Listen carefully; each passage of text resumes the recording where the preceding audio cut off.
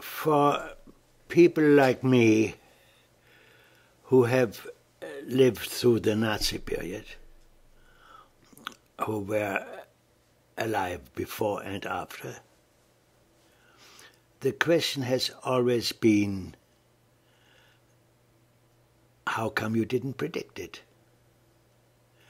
And how come you were surprised, or seemed to be, surprised in 1933 when Hitler suddenly became Chancellor?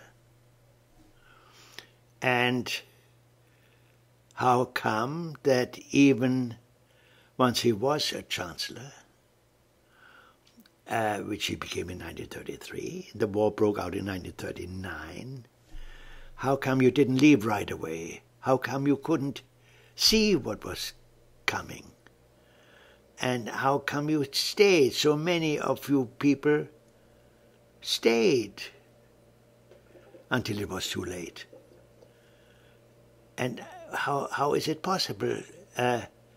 Since, after all, he had been fairly honest in declaring, if honest is the word, he's been fairly open and honest in declaring what he intended to do. And that is the subject, indirectly, of the novel which I published a few years ago, which was called The Man Who Knew Charlie Chaplin. And that is the big, big, big question. And this is how the novel is shaped. It had it as a central figure. It had a man called Peter Hammersmith, who was modeled after a relative of mine. What could be more easy? And the relative was a very flamboyant character, whom I never knew, who was a first cousin of my grandfather, my grandfather's generation. And his name was Otto H. Kahn. Otto H. Everybody called him Otto H. Otto H. And he was a very fabulous character. And he left Germany at the age of about 20, around the year 1900. So he must have been born around 1880. He went, I don't want to spend too much time on him. He went first to England and then to the United States, and he was a genius in finance. He went to Wall Street, and by the time the First World War broke out, 1914, he was a millionaire. All because of his extraordinary financial talents.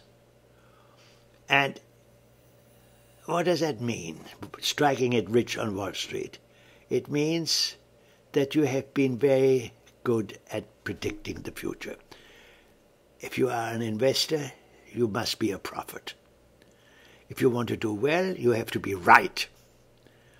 And my sort of uncle, pseudo-uncle, Otto H. Kahn, was always right. He was always right. When the First World War broke out, 1914, he was in New York, of course. He knew the Germans could not win that war. He knew it even before the Americans were in the war in 1917. Well, this character, who was always prescient, is my hero. His name, my man's name, is Peter Hammersmith, and he had the same kind of past. He came from Berlin and struck it rich, fabulously rich. He built himself a huge house on the northern shore of Long Island, which still exists, which had 124 rooms and 125 servants, with whom he didn't talk. And he was a man about town. He was a philanthropist. Otto H. Kahn was in fact the father of the Metropolitan Opera, who had got Toscanini in and Caruso and all that. I mean, that's my uncle. But my man in the let's forget about my cousin, my uncle. The point about him is that he was always right. He was always prescient. He knew what we do. So one day, after a great party, and on his estate, North Island, 124 rooms, remember, 124 rooms, there was one of his servants from Munich, a girl. And although he never talked to his servants, he did talk to her. She was kind of cute. And he said, well, Bärbel, what's new? What have you heard from home? He liked to speak German. He could still speak German.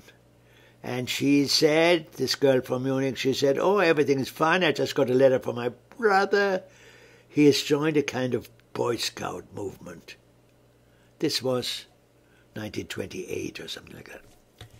And they wear brown shirts and they go into the woods and they sing lovely songs. And their leader is a man who's written a book. And Peter Hammersmith was kind of intrigued, and the girl was cute, and said, well, what kind of book? And she says, well, do you want to see it? What would you like to? And she said, oh, yes, okay, let me have a look at it. And so Bärbel produced a copy of Mein Kampf. And Peter Hammersmith looked at that book, and he said, but this is terrible. This is a terrible book, a dangerous book, a terrible book. This man, I can just see if things go wrong, if the Germans have economic troubles, a breakdown, and this man get disaster. I can just see that he would start another war. I mean, this is terrible. So he goes to see his friend, his great friend, President Hoover. This was 1929, summer of 1929. He goes to his friend, President Hoover, in the White House, and he says to Hoover, I just came across a book which I think should be taken very seriously, and I want you to have a look at it. And Hoover says, why are you getting so excited, Peter? If you describe this as a dangerous, the Germans are a very civilized people, says Hoover. They are the most educated country in the world. The universities are models for our universities in America. I think you are much too gloomy. And my friend Peter says, I think I will go to Germany and I will see what people say about this book. Maybe I'm being hysterical. Let's see what people say about them. And Hoover says, yes, go and do that and write me a report. Go. And so Peter goes, and while he's on the high seas on the ship Bremen, October 1929, the market crashes. So by the time he arrives in Berlin, his native city,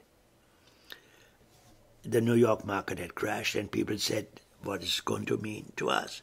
And Peter Hammersmith, who's a great expert in finance, says it's going to be very bad for everyone, for you, for everybody. And by the way, he says, have you read this book, Mein Kampf?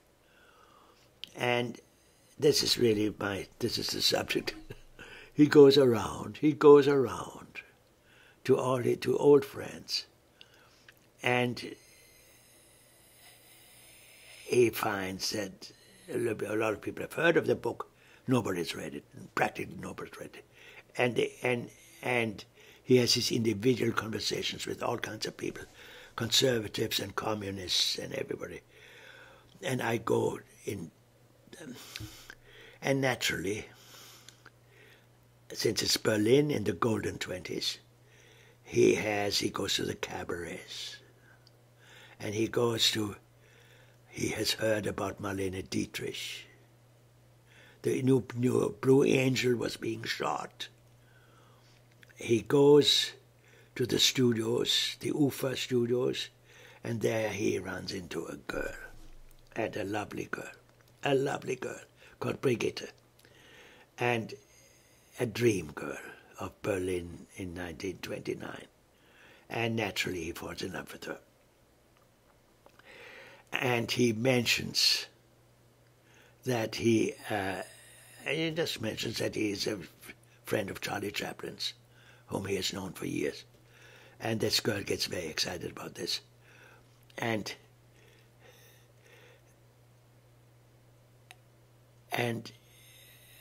one day, after he has given her a little brooch, a jewelry brooch, shaped Charlie Chaplin with a sapphire on his hat and emerald and built with jewelry, he gives this to her, and the girl accepts it, and then it turns out she has a boyfriend, and the boyfriend has a brown shirt.